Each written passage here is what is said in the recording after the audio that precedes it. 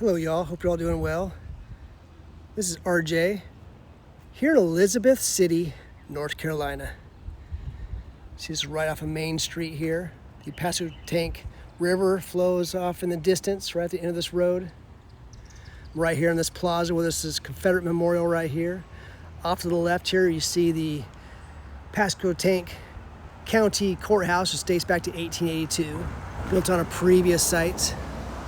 Off to the right here is a federal building. Here is a war memorial for those who served in the Confederacy. They answered the call from this county to serve and protect and defend their homes, their families, and their homeland, doing what their forefathers done during the American Revolution. It's a beautiful war memorial. This county, this town, the citizens here should be very proud of it. Should do all they can to protect and defend it. After all, it represents the locals who went off to serve in America's largest, bloodiest war. Many are buried in unmarked graves and unknown locations. It's important that they have a war memorial to them. It doesn't have a lot to say, but it was dedicated back in 1911. It's been here well over a century now.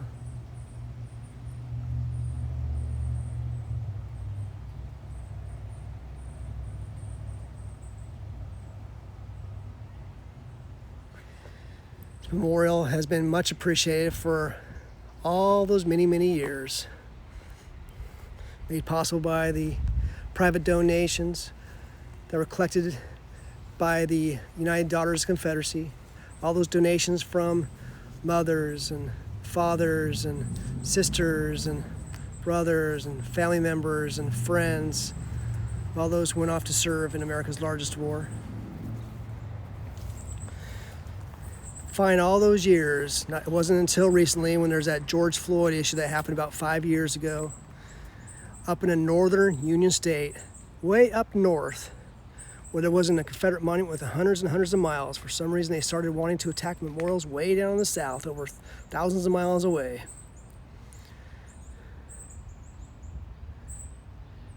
This right here you can read. To our Confederate dead, erected by the D.H. Hill Chapter, United Daughters Confederacy, Elizabeth City, North Carolina, May 10th, 1911. May 10th is a very important day here in North Carolina. There was a lot of ceremonies just yesterday on May 10th. This memorial right here, after suddenly became a hot topic button when the cancel culture woke, what I would say Mayoist, like those in the NAACP, decided to throw fit and riot and throw a temper tantrum over memorials instead of fixing problems in their own communities. Decided to start trying to remove war memorials to those they never met and those who served long before them, or their parents, or their grandparents, or their great-grandparents, or their great-great-grandparents, or great-great-great-grandparents. For some reason, they want us stacking memorials like this. So they threw a fit, and the County Board of Supervisors, unbelievably, on a very narrow vote, on 4-3, voted to relocate this. Well, that flew in the face and violated the law that was placed here in 2015 in North Carolina that protected memorials like this. Memorials like this were not supposed to be removed unless they're relocated to a area that was equal prominence. There was a local businessman who offered to take it, and the county voted to send it and give it to him. And the crane company that was going to remove it suddenly started asking for a lot more money, and it has not been removed yet. There has been lawsuits, controversy. I'm hoping rationality has been restored to a point, and hopefully adults have returned and recognized that the whole movement that took place was just one big, fake, phony scam. Just a reason back then in 2020 to throw a fit and start destroying things for no particular reason without any justification. So I'm glad it is here right now at this point. So this is, I'd say, threatened, but hopefully there are good people who continue to help support, defend, help maintain it. I'll make a transition over here from this plaza and walk over here to the county building. One thing I like about this county building County Courthouse building is there is some historical information on some signs out in the front. And there are some memorials here in the front as well.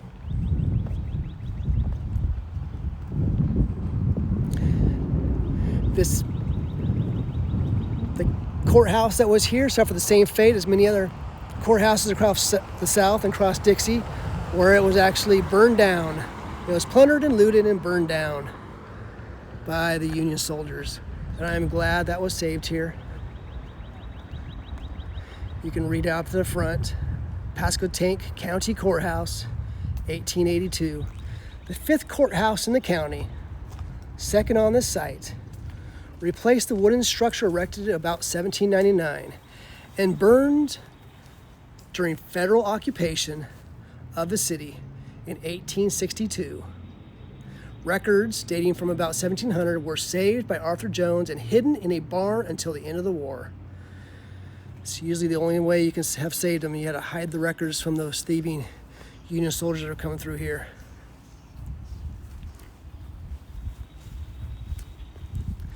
It's right down. See some beautiful homes right around here. It's right down at the end of this road is the Pasquotank River, which flows into Albemarle Sound, which flows into the Atlantic Ocean. This is on the far northeast corner of the state of North Carolina, kind of on the inner bank. So you can read this. Historic events in Pasquotank, one of the original precincts of the ancient Albemarle. First Albemarle Assembly met at Halls Creek in 1665. George Fox established the Quaker Church in 1672. Culpeper's Rebellion began at Enfield in 1677. Charles Griffin opened the first school in 1705. Nixonton chartered 1758. 2 regiments raised for the Revolutionary War in 1776. Camden County formed from Pasquotank in 1777. Dismal Swamp Canal chartered 1790, and Elizabeth City chartered in 1793. And there's 2 memorials over here. One to those who served in World War I and World War II. And right here, those who served in Korea and Vietnam. I really wish they'd have something like this for those who served in the Confederacy. Of course, that would take up probably the equivalent of 3 or 4 full plaques. That. There's a historical sign right over here, and there's a historical sign on the back side of this courthouse too, that speaks about Union soldiers coming through and plundering and looting this area. You can read about the Mosquito Little Brigade or Confederate forces that tried to protect this area. So now I'm going to finish up where I had started, and that is here at the Confederate Memorial, coming right off, once again, right off the main street.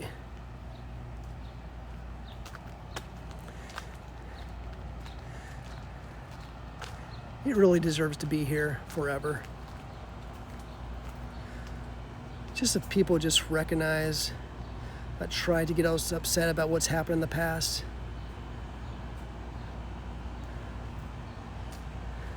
And just have respect for the veterans and war memorials like this. So take care, y'all. Once again, from Elizabeth City, North Carolina.